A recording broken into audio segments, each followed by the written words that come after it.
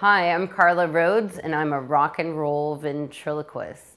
I grew up in Louisville, Kentucky, and also across the border in Charlestown, Indiana. I lived with my dad in Charlestown, Indiana, and then my mom and the rest of my family was in Louisville, Kentucky. My mom's an RN, and my dad was a printer and later owned a candy store, which was sweet. And he remarried, and I was raised in a blended family with a wonderful stepmother and a stepbrother and a stepsister and a brother. And so it was an interesting upbringing, albeit in the middle of nowhere. I started in ventriloquism when I was 8 years old. I came home from school and turned on PBS, and I saw Sheri Lewis and Lamb Chop, and that was a defining moment in my life. I just fell in love right away and figured I would really love to be a ventriloquist for the rest of my life. And soon after, I got a book from the local library and taught myself and just watched Sheri Lewis obsessively and practiced ventriloquism, and the rest is history. My biggest inspirations are, of course, Sheri Lewis, the Marx Brothers, hands down comedically favorite. I would even date Groucho Marx's ghost. Are you listening, Groucho's ghost? The Rolling Stones, when I heard them as a teenager, oddly enough, changed my life. I'm saying oddly enough because this is like in the 90s. It's not like I heard them in the 60s when they mattered. Bob Dylan, David Bowie, all the big people that are awesome but aren't normal for a young person to like inspired me. I love all the people that helped invent rock and roll, Chuck Berry and Little Richard, and other comedians, Harold Lloyd, Buster Keaton, W.C. Fields, Joan Rivers. They're all from the same time period. That was a joke. If I didn't end up being the world's most awesome ventriloquist, I would obviously be a rock star. I mean, look at me. I love rock and roll, and, I kind of have a band now, but I'm still a ventriloquist. Or I would be a hair model or an ornithologist.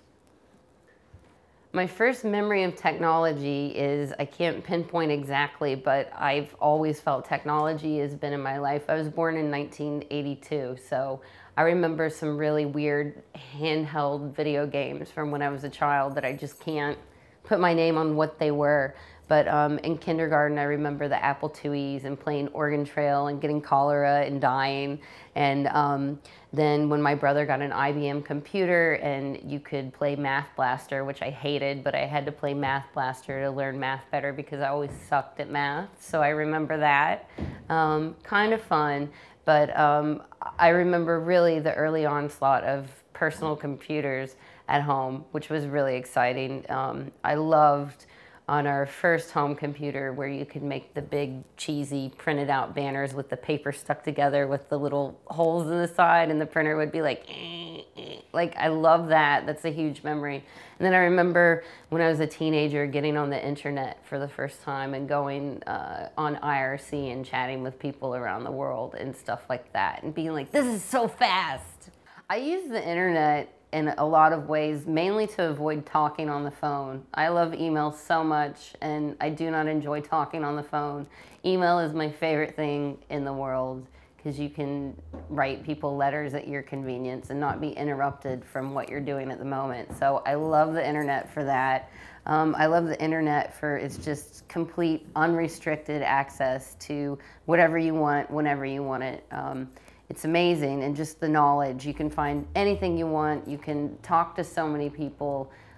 People can find you. It's pretty amazing. And how do you use it for work? Oh, sorry, I forgot.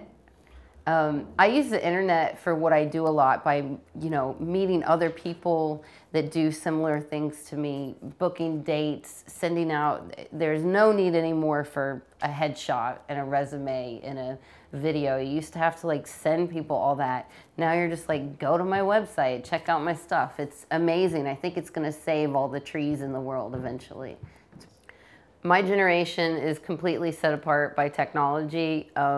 I think my generation is set apart by some of the things that we're currently struggling with in the world. I think our generation is going to move forward beyond with new thoughts and ideas. Unlike any other generation before, and hopefully make a lot of change in the world. We already have.